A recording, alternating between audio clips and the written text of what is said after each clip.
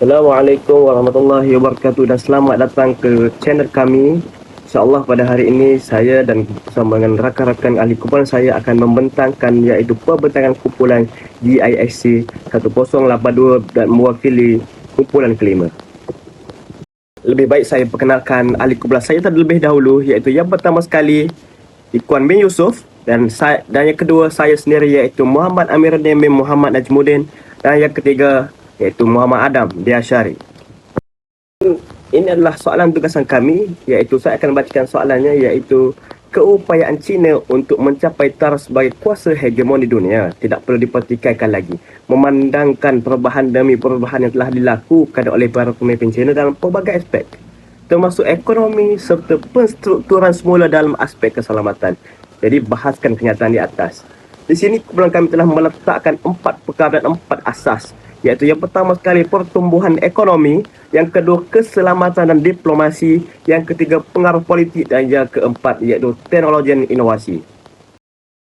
Kita akan pergi pada yang pertama, iaitu berkaitan dengan pertumbuhan ekonomi.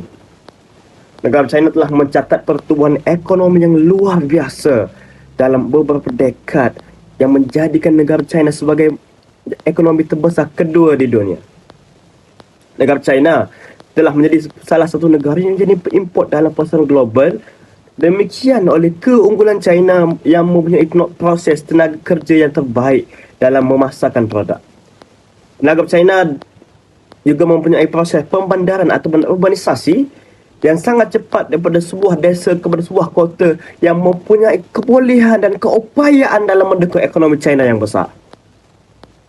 Ini dapat dilihat oleh beberapa negara, oleh beberapa negara daerah di China yang menjadi sebagai satu daripada desa terus berubah kepada bandar yang mempunyai tempat-tempat dan kilang-kilang bagi mempasarkan produk mereka. Keupayaan negara China dalam ekonomi telah menjadikan negara China sebagai pengaruh yang terbesar dalam peredaran ekonomi global. China melakukan pelbagai investasi dan juga di dalam negara maupun di luar negara, meliputi projek infrastruktur yang besar seperti Belt dan Road Initiative. Kemajuan teknologi dimiliki oleh negara China serta inovasinya yang berkembang seperti Huawei dan Tesla telah meningkatkan lagi daya saing global China dengan negara-negara maju yang lain seperti Jepun dan Amerika Syarikat. Seperti yang kita fahami, iaitu syarikat Huawei merupakan antara pemasok produk telefon ataupun alat-alatan yang sama taraf seperti iPhone dan juga Samsung. Dan kita lihat juga kepada Tencent yang merupakan antara pengeluar game yang paling ramai dimainkan oleh anak-anak muda sekarang, iaitu berkaitan dengan PUBG. Maka bagaimana China menguasai dari sudut ekonomi fiskal dan juga ekonomi dari sudut digital. Kita lihat pula bagaimana sektor pendidikan memainkan peranan yang sangat penting dalam pertumbuhan ekonomi China, di mana investasi yang tinggi dilakukan oleh China bagi meningkatkan kebolehan individu seperti kemahiran intelektual serta inovasi yang mampu mendukung kemajuan ekonomi di China. Dan dapat lihat bagaimana sektor pendidikan dititik beratkan bagi mengatasi masalah-masalah struktur pembelajaran dan tidak ada masalah literasi ataupun numerasi yang berlaku di China. Kalau dibandingkan dengan negara-negara seperti Eropah, seperti Amerika Syarikat maupun di negara yang berskala besar seperti di Rusia, adalah sangat berbeza dan sangat ketara bagaimana peningkatan atau penurunan dari dibandingkan masalah literasi dan numerasi yang berlaku di negara terbabit. Bagaimana China dapat mengatasi masalah numerasi dan literasi dengan menekankan anak mereka ini belajar daripada umur usia yang kecil berkaitan dengan kemahiran maupun cara untuk mengembangkan lagi daya aspek bagi seseorang pelajar. Dan individual skill yang terdapat pada anak-anak China sangat jauh dibandingkan dengan negara-negara Eropah maupun negara Amerika Syarikat, negara yang berskala besar, mempunyai penduduk yang tinggi dan ramai. Seterusnya, era digital kini telah berkembang maju di mana pertumbuhan ekonomi China telah menjadi semakin meluas apabila pelbagai teknologi digital seperti e-commerce ini telah membantu China dalam menciptakan satu ekosistem perdagangan yang lebih mantap. Contohnya adalah seperti syarikat ternama iaitu Alibaba dan JD.com yang menjadi sebagai salah satu simbol kekuatan digital dalam ekonomi global. Bagaimana yang dinyatakan oleh Jack Ma, iaitu stop worrying too much about China and start worrying about your country, about your own country. Ini dinyatakan oleh Jack Ma. Sudah tiba masanya iaitu Amerika Syarikat merisaukan atau melupakan berkaitan dengan China, berkaitan dengan e-commerce, dan sepatutnya mereka memulakan atau merisaukan berkaitan dengan negara mereka sendiri. Ini dinyatakan oleh Jack Ma berkaitan betapa kuatnya e-commerce ataupun berkaitan dengan ekonomi digital yang berlaku di negara China.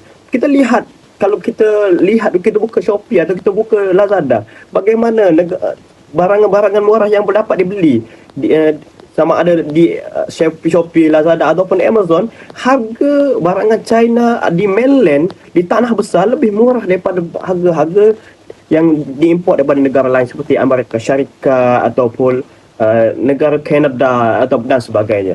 Ini dapat dibandingkan dan menjadi salah satu daripada investor ingin masuk ke dalam negara China dan menyebabkan ekonomi e-commerce di negara China meningkat saban tahun.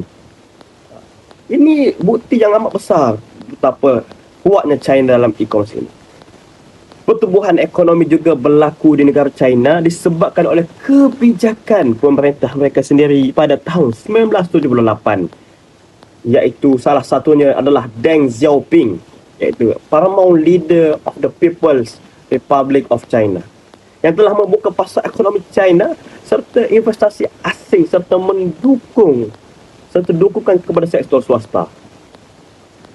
Pertumbuhan ekonomi negara China juga disebabkan oleh penduduk yang sangat ramai, iaitu melebihi 1.412 bilion orang yang telah merancakkan lagi permintaan pasar domestik bagi memenuhi keperluan rakyat China. Ini adalah sangat mudah. Apabila kita mempunyai penduduk yang ramai dan mempunyai pengusaha yang ramai, maka berlakunya supply dan demand di dalam negara sendiri. Apabila dalam konsep ekonomi, supply dan demand memainkan peranan yang amat besar. Apabila untuk mewujudkan satu jual beli atau meningkatkan kadar jual beli dalam suatu negara. Ini kalau kita faham dengan lebih lanjut dalam soal demand dan supply ini, sekiranya banyak demand yang banyak tapi supply yang kurang meningkatkan harga, sekiranya demand yang kurang tapi supply yang banyak menyebabkan harga itu turun. Tapi kalau kita lihat di China, amat-amatlah yang menyebabkan berlakunya keseimbangan dari sudut demand dan supply, yang menyebabkan berlakunya permintaan yang mencukupi dan sama ada dalam negara China ataupun di luar negara China. Ini menyebabkan kalau kita lihat banyak negara-negara seperti negara luar negara ingin mengimport barang daripada luar, mengimport barang daripada China. Kan barang China yang pertama sekali iaitu murah, dan yang kedua pula berkualiti, dan yang ketiga, dan kita faham China mempunyai satu aset yang besar iaitu kekayaan alam semula jadi. Ini dapat dilihat bagaimana barang-barangan yang kita di Malaysia sendiri, banyak pengusaha, penjual kita mengimport barang daripada China. Kerana seperti yang saya sebutkan tadi, harga yang lebih murah, lebih berkualiti jika dibandingkan dengan harga-harga yang lain. Dan dapat dibeli dengan harga secara bundle, secara banyak. Ini kalau kita faham dengan lebih lanjut, kita fikirkan kalau berlakunya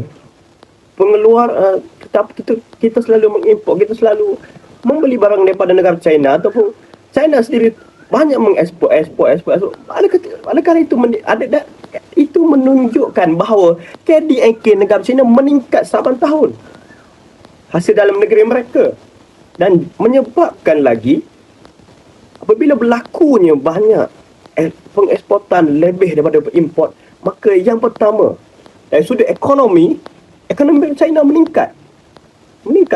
Kalau kita lihat data sekalipun, ia meningkat kalau dibandingkan dengan perkara yang lain.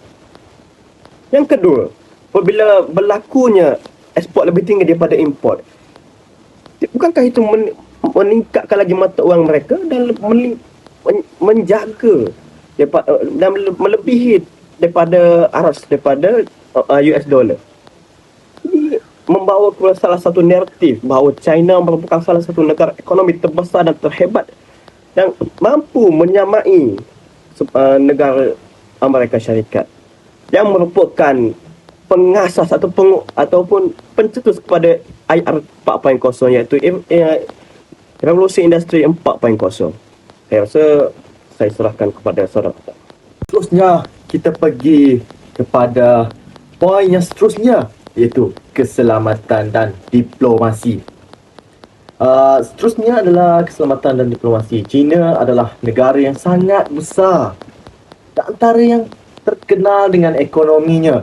Namun, negara China juga sangat mementingkan keselamatan dan diplomasi yang dilakukan oleh negara China bagi menjaga keselamatan seluruh rakyat China yang melebihi 1.412 bilion ini sangatlah besar dalam dunia ini, dan kita harus menjaga keselamatan mereka semua agar semua rakyat dapat hidup dengan tenteram.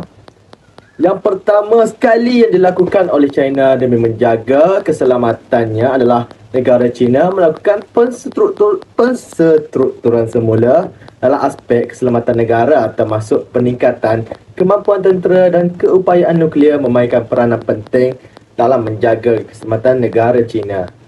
China mempunyai kuasa nuklear yang diiktiraf oleh pelbagai negara, dan ini memungkinkan China untuk melakukan pelbagai pengembangan menggunakan kuasa nuklear yang mereka miliki. Seterusnya kita melihat kepada bajet yang diberikan oleh negara China dalam membentuk keselamatan dan diplomasi negara China, di mana kita lihat bermula pada tahun 2019, bermula dengan 7.5% bilion ataupun lebih daripada 1190 telah diberikan oleh negara China bagi meningkatkan lagi keselamatan negara mereka. Khususnya pada tahun 2020, bajet telah dikurangkan kerana pada ketika itu ada pandemik COVID-19, di mana ini telah menjejaskan seluruh ekonomi dunia, bukan China saja namun seluruh benua di muka bumi ini.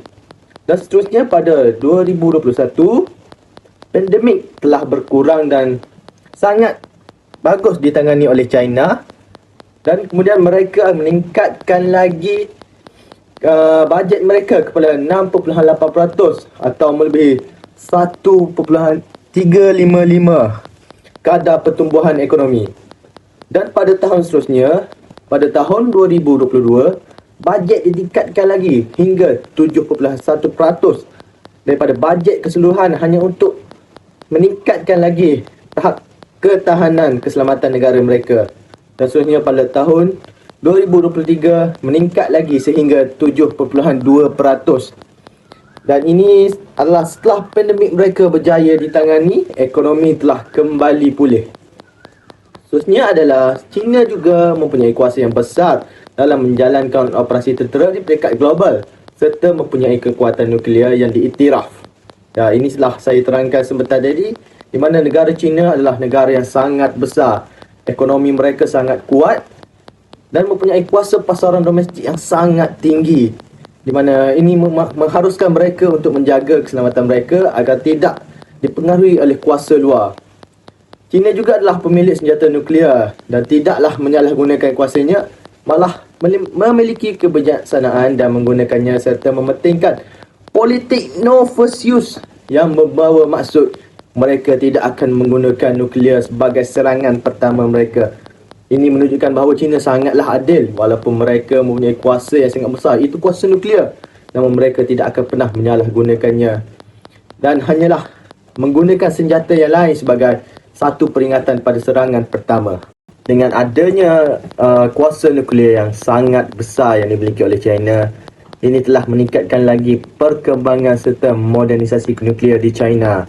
Mereka telah melakukan pelbagai pengembangan dengan membina senjata-senjata yang berkuasa tinggi menggunakan nuklear yang mereka ada. Dari sudut ekonomi pula, konteks ekonomi sentiasa dijaga bagi memastikan tiada pengaruh luar atau dalaman yang dapat merosakkan ketahanan negara. Sebagai contoh, China sangat mementingkan keselamatan ekspor dan import barangan mereka keluar atau masuk ke dalam negara, dengan menjaga kualiti barangan mereka agar tidaklah negara lain memandang rendah terhadap mereka.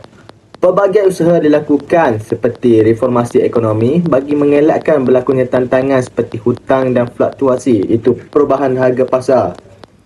Mereka sangat menjaga negara mereka dari terlibatnya dengan inflasi, dengan peningkatan harga barangan yang tidak masuk akal dibandingkan dengan ekonomi rakyat setempat. Kemudian aset militer yang mengukuhkan lagi sistem pertahanan China tidak kira di laut maupun darat serta udara dengan bajet yang sangat besar. Hampir 10% bajet tahunan mereka hanya digunakan untuk meningkatkan ketahanan mereka. Dan ini bukan hanya di darat, malahkan di laut serta udara. Negara China juga sangat mementingkan hubungan dengan negara sekitar, terutamanya di sekitar Asia dan juga seluruh ASEAN, terutamanya sekitar ASEAN. Hal ini menjadi hubungan kerana faktor utama dalam menjaga keamanan dari sudut politik maupun ekonomi. China juga mempunyai pertahanan yang sentiasa aktif dalam mencegah serangan serta mempunyai respon pertahanan yang pantas agar dapat menangani ancaman luar yang berpotensi menggugat kesejahteraan. Di mana apabila berlakunya walaupun sedikit serangan, mereka harus menangani sehingga selesai agar tidak berlaku perkara yang lebih buruk akan menimpa negara mereka.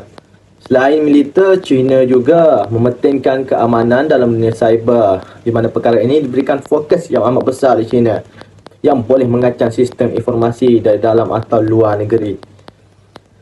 China bukan sahaja mementingkan keselamatan, terutamanya dalam dunia masa kini, teknologi sangatlah tinggi di mana semua perkara hampir melibatkan teknologi dan mereka mempunyai ketahanan cyber yang sangat tinggi bagi mengelakkan sebarang kebocoran informasi dari dalam atau luar negara. Khususnya adalah keselamatan dan diplomasi. Pada tahun 1967, terbentuklah satu pertubuhan serantau yang dikenal sebagai ASEAN. Penubuhan ASEAN ini pada mulanya mengundang prejudis dalam kalangan masyarakat antarabangsa, termasuklah China sebagai sebuah kawasan yang kian membangun. Ini kerana di ASEAN ini China dikatakan telah memegang seluruh pembangunan ekonomi. Mereka adalah bapa kepada ekonomi ASEAN. Dari perspektif China, penubuhan ASEAN adalah potential threat yang mampu menghalang pengaruh China ke agenda China Rise di ratau Asia Tenggara. Mereka berfikir bahawa dengan bergabung kepada ASEAN, maka negara-negara ASEAN akan mengambil kesempatan terhadap apa pengaruh yang mereka miliki. Khususnya adalah hubungan antara ASEAN dan China. Menurut Severino 2008, pada akhir tahun 1980-an, China berhasrat untuk menjalinkan hubungan diplomatik dengan beberapa ahli-ahli negara ASEAN sekaligus. Hubungan dua hal ini berlaku secara rasminya pada tahun 1990. Hubungan ASEAN-China berkembang dengan baik atas dasar berikut, termasuklah keamanan. Dengan adanya perlindungan daripada negara-negara sekitar, maka keamanan juga dapat ditingkatkan dan dapat mengelakkan negara-negara luar mengancam keselamatan negara. Khususnya adalah untuk mengelakkan penggunaan kekerasan. Apabila negara bersatu dalam satu organisasi, contohnya ASEAN ini, maka dapat mengurangkan kekerasan terhadap negara-negara sekitar. Khususnya adalah kerjasama dalam hubungan ekonomi.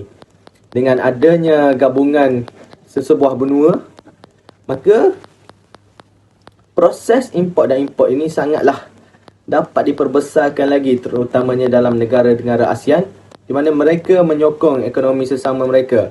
Khususnya adalah menyokong kerjasama serantau dan apa jua inisiatif dari ASEAN. Seperti yang kita tahu, ASEAN mempunyai banyak tujuan dalam penubuhannya, terutamanya dalam hal ekonomi.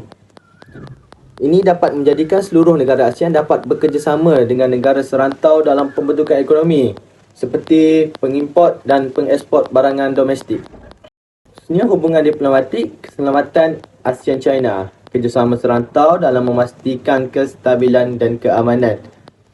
Dengan adanya satu pertubuhan, maka sangat kuatlah pertahanan yang akan mereka miliki dengan adanya bantuan daripada negara-negara sekitar. ASEAN telah membentuk satu komuniti khusus untuk meningkatkan kerjasama politik serantau, terutamanya pada persidangan APEC, ASEAN Pacific Economic, di mana seluruh negara ASEAN bersatu dalam meningkatkan daya ekonomi mereka untuk bersaing dengan negara-negara luar seperti negara Eropah iaitu Amerika Syarikat. Pada tahun 2003, anggota ASEAN telah mengadakan perbicaraan yang dikenal sebagai ASEAN Security Community ASC yang merupakan satu rangka kerja keselamatan yang komprehensif bagi menyelesaikan sebarang pertikaian. Antara isu yang dibangkitkan politik keselamatan, yang pertama sekali, tuntutan Kepulauan Spratly yang dituntut oleh 5 buah negara termasuklah Brunei, China, Malaysia, Filipina, Taiwan dan Vietnam. China telah menuntut 90% wilayah perairan Laut China Selatan seluas 3.6 juta kilometer persegi. Bagi perspektif Beijing, tuntutan ini adalah dasar peta kuno armada Laut China abad kedua sebelum Masihi, bahawa Kepulauan Nansha ataupun Spratly ini telah ditemui oleh pihak China. Tuntutan ini tidak diiktiraf oleh beberapa negara ASEAN. Seterusnya adalah China mementingkan keamanan melalui polisi diplomatik. Dan semestinya hubungan ini bukanlah dibuat secara sewenang-wenangnya atau bersahaja. China mempunyai tujuan yang tersendiri apabila melalui polisi diplomatik ini. Antaranya, China dapat mengekalkan keamanan dunia, terutamanya kepada negara mereka sendiri. Seterusnya adalah mempromosikan pertumbuhan secara bersama. Ini dapat meningkatkan lagi pasaran ekonomi. Kerana dengan adanya kerjasama serantau ini, maka proses import dan ekspor sangatlah mudah. Seterusnya adalah mewujudkan suasana positif demi memenuhi impian mereka.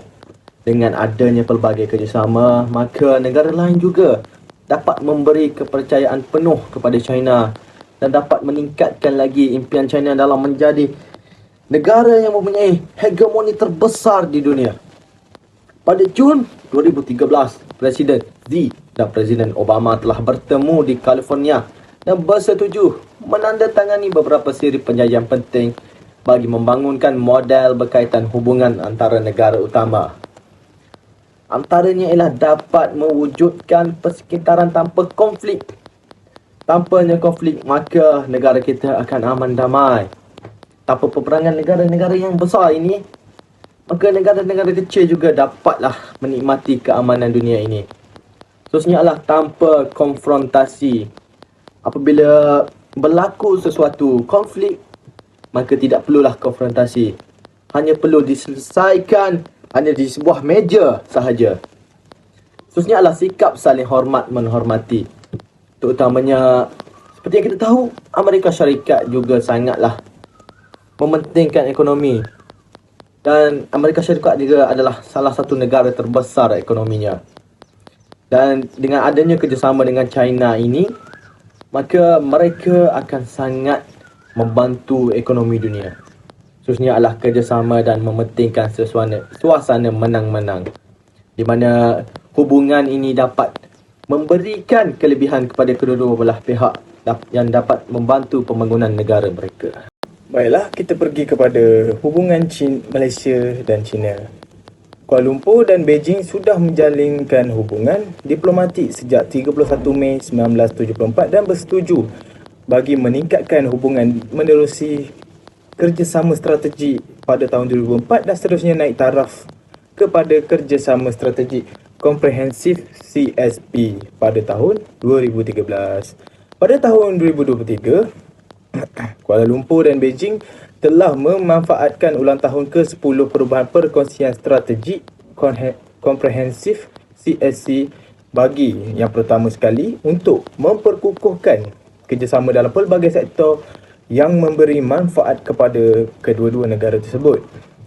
Yang kedua ialah menyumbang ke arah keamanan dan keselamatan di peringkat serantau dan global.